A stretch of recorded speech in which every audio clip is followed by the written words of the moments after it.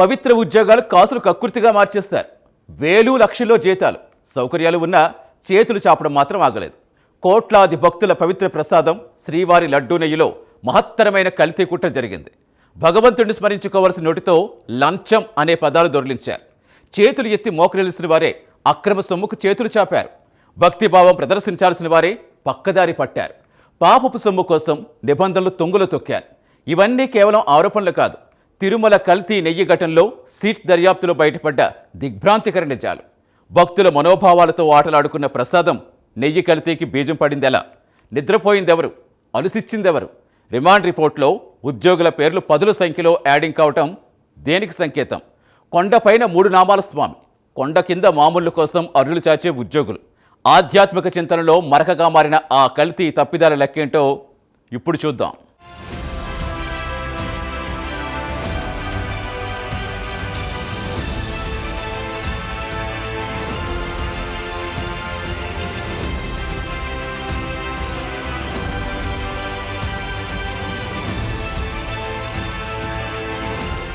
తిరుమల శ్రీ వెంకటేశ్వర స్వామి లడ్డూ ప్రసాదం తయారీలో కల్తీ నెయ్యి సరఫరా వ్యవహారం తిరుమల తిరుపతి దేవస్థానం ప్రతిష్టను, భక్తుల నమ్మకాన్ని తీవ్రంగా దెబ్బతీసింది. అత్యంత పవిత్రంగా భావించే ఈ ప్రసాదం తయారీకి నాణ్యత లేని కల్తీ నెయ్యిని సరఫరా చేయడంలో టీటీడీ ఉద్యోగులు, సాంకేతిక నిపుణుల ప్రమేయం ఉండడం దిగ్భ్రాంతి కలిగిస్తోంది. ఈ కేసు దర్యాప్తును చేపట్టిన ప్రత్యేక దర్యాప్తు బృందం మొత్తం 12 మందిని కొత్తగా నిందితులుగా చేర్చి వీరిలో 7గురు టీటీడీ ఉద్యోగులు కాగా మరో 5గురు డైరీ ప్లాంట్లను తనిఖీ చేయాల్సిన సాంకేతిక బృందంలోని నిపుణులు. కల్తీ నెయ్యి సరఫరా చేయడంలో ఈ డైరీలకు వీరంతా సహకరించారని, వారి నుంచి లంచాలు తీసుకుని అనుకూల నివేదికలు ఇచ్చారని సిట్ దర్యాప్తులో స్పష్టమైంది.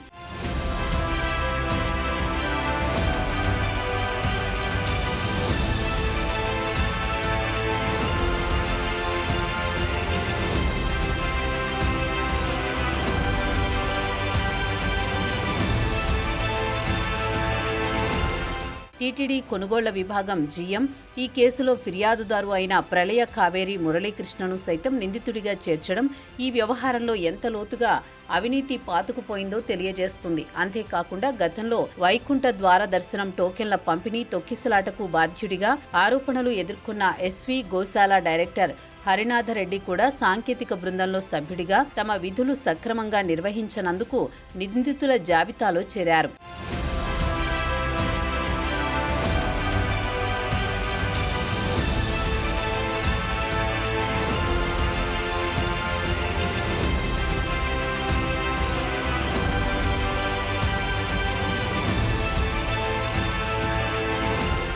ముగ్గురు మాజీ జనరల్ మేనేజర్లు, గోశాల పూర్వ డైరెక్టర్, ఓ deputy EO, senior assistant, junior అసిస్టెంట్లు ఈ కుంభకోణంలో భాగమయ్యారు. రిటైర్ అయిన deputy EO Natesh Babu, GM Muralikrishna వంటి వారు కూడా నిందితులుగా ఉండడం, అధికారంలో ఉన్నా లేకపోయినా తమ లబ్ధి కోసం పవిత్రమైన వ్యవస్థను ఎలా వాడుకున్నారో తెలియజేస్తుంది. Bhole Baba, Vaishnavi, మాల్గంగా, premier agri foods వంటి డైరీలకు వీరు అండగా నిలిచారు.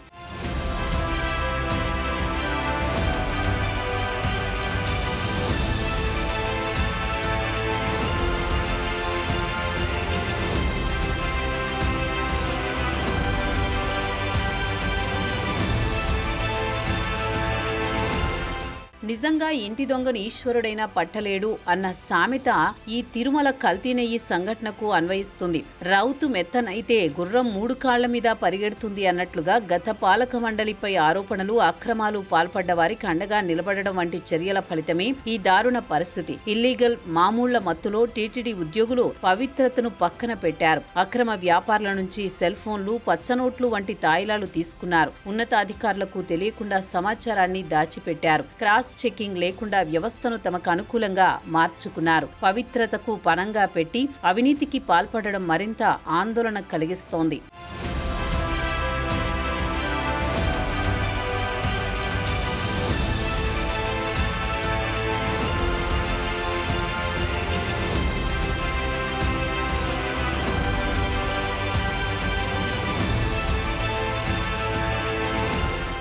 నిందితులుగా చేర్చబడిన ఒక్కొక్కరి పాత్రను సిట్ వివరంగా వెల్లడించింది. నాడు విధులు నిర్వహించిన వారిలో జూనియర్ అసిస్టెంట్ పల్లి ఈశ్వర్రెడ్డి 23,600 లంచం తీసుకుని కల్తీ నెయ్యి అన్లోడింగ్ కు సహకరించగా, సీనియర్ అసిస్టెంట్ ముద్దు వెంకట అనిల్ కుమార్ 59,600 లంచం తీసుకుని సాంకేతిక అర్హత లేని డైరీలకు కూడా ఆర్డర్లు ఇప్పించారు. డిప్యూటీ ఈవో నటేష్ బాబు నాణ్యతా పరీక్షల నివేదిక రాకముందే అన్లోడింగ్ కు అనుమతించారు. జీఎంలు పేరూరు జగదీశ్వర్ రెడ్డి వెండి నాణెం, ఆర్ఎస్ఎస్వీఆర్ సుబ్రహ్మణ్యం 3.50 లక్షల నగదు, సెల్ ఫోన్, వెండి కంచం వంటివి లంచంగా తీసుకుని కల్తీ నెయ్యి నివేదికలను తొక్కిపెట్టారు.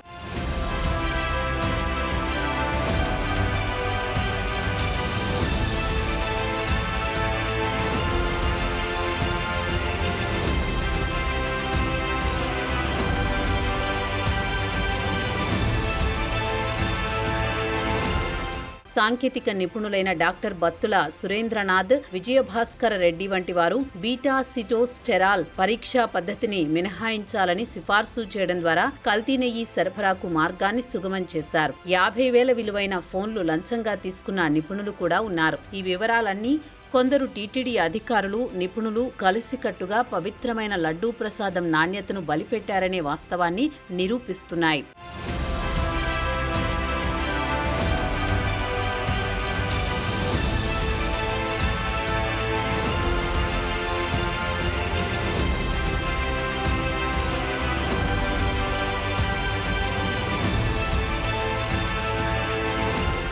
తిరుమల శ్రీవారి లడ్డూ ప్రసాదం కోట్లాది మంది భక్తులకు అది పవిత్రమైన అనుభూతి. అయితే ఆ పవిత్రత వెనుక ఎంతటి చీకటి కుట్ర దాగి ఉందో టీటీడీ కల్తీ నెయ్యి కుంభకోణం వెల్లడి చేసింది. వేల కోట్ల రూపాయల ఆస్తులు, ఆదాయాన్ని నిర్వహించే టీటీడీ పాలక మండలి సభ్యులు ధార్మిక వ్యవస్థకు సంరక్షకులుగా ఉండాలి. వారి ప్రాథమిక బాధ్యత ఆలయ కైంకర్యాలు, ఉత్సవాలు శాస్త్రోక్తంగా జరిగేలా చూడడం. కానీ వారి అసలైన బాధ్యత టీటీడీ ధర్మాన్ని, ధనాన్ని కాపాడడం. పాలక మండలి అనేది అత్యున్నత నిర్ణాయక సంస్థగా టీటీడీ బడ్జెట్ను ఆమోదించడం, ఆర్థిక లావాదేవీలు పర్యవేక్షించడం వారి విధి. ఈ కల్తీ నెయ్యి సరఫరా జరగడానికి ప్రధాన కారణం ఈ అత్యున్నత స్థాయిలోనే కొనుగోలు, నాణ్యత, తనిఖీ వ్యవస్థలలో లోపాలను నిరోధించడంలో విఫలం కావడం. ఈ వైఫల్యమే అవినీతి పరులకు అస్త్రంగా మారింది.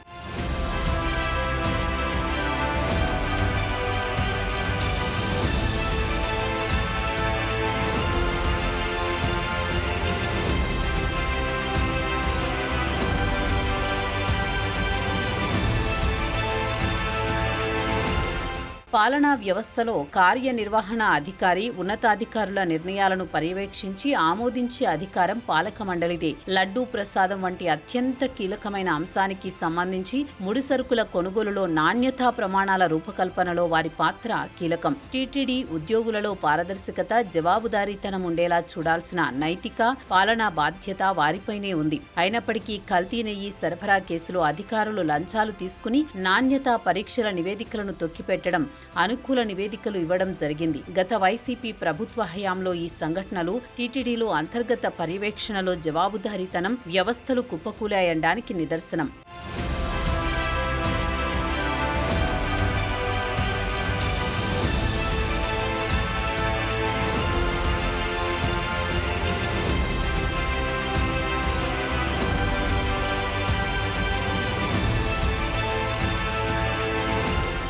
భక్తుల విశ్వాసమే టీటీడీ ధనం. ఆ ధనాన్ని, ఆస్తులను కాపాడడం పాలక మండలి సభ్యులపై ఉన్న పరమ బాధ్యత. నెయ్యి వంటి నిత్యావసర వస్తువుల కొనుగోలులో అత్యంత కఠినమైన, పారదర్శకమైన టెండర్ విధానాలను అనుసరించాలి. కల్తీకి అవకాశం ఇవ్వకుండా బీటా సిటోస్టెరాల్ వంటి నాణ్యతా పరీక్షలను తప్పనిసరి చేస్తూ అత్యున్నత ప్రమాణాలను టెండర్లలో పేర్కొనాలి. లంచాలు తీసుకుని తప్పుడు నివేదికలు ఇచ్చిన అధికారులపై, నిపుణులపై తక్షణమే చర్యలు తీసుకోవాలి. నిధుల వినియోగంలో ఆర్థిక క్రమశిక్షణ ఉండేలా చూడడం, అంతర్గత ఆడిట్ ను బలోపేతం చేయడం ద్వారా అవినీతికి అడ్డుకట్ట వేయవచ్చు. పాలక మండలి సభ్యులు తమ పదవులను వ్యక్తిగత లాభాల కోసం కాకుండా కేవలం భక్తుల సేవ, ధర్మ పరిరక్షణ కోసం మాత్రమే వినియోగించినప్పుడు మాత్రమే టీటీడీకి వైభవం, భక్తులకు విశ్వాసం లభిస్తాయి.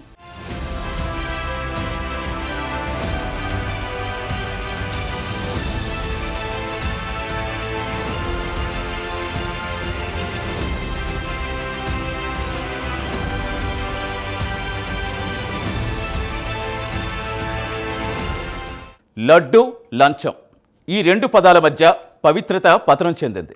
కోట్లాది భక్తుల విశ్వాసాన్ని క్యాష్ చేసుకున్న కొంతమంది టీటీడీ ఉద్యోగులు, అధికారుల పాత్రను సిట్ దర్యాప్తు వివరంగా వెల్లడించింది. ఇది కేవలం నెయ్యి కల్తీ మాత్రమే కాదు, ఆధ్యాత్మిక ధర్మానికి పట్టిన చెరగని మచ్చ. ఈ ఘటన ద్వారా టీటీడీ వ్యవస్థలో నెలకొన్న లోపాలు, పర్యవేక్షణ వైఫల్యాలు స్పష్టమయ్యాయి. పాలక మండలి తమ పదవిని ధర్మ పరిరక్షణకు, పారదర్శకతకు మాత్రం ఉపయోగించాలి. అత్యున్నత ప్రమాణాలు, కఠినమైన టెండర్ విధానాలు, పటిష్టమైన అంతర్గత ఆడిట్, ఈ 3 మంత్రాలు కట్టుదిట్టంగా పాటించకపోతే ఇలాంటి అనర్థాలే పదే పదే జరుగుతాయి. అయితే సిట్ ఎంక్వైరీ ఇంతటితో ముగియలేదు. దర్యాప్తు ఇంకా కొనసాగుతుంది. ఇంకెవరి జాతకాలు బయటపడతాయో వేచి చూడాలి.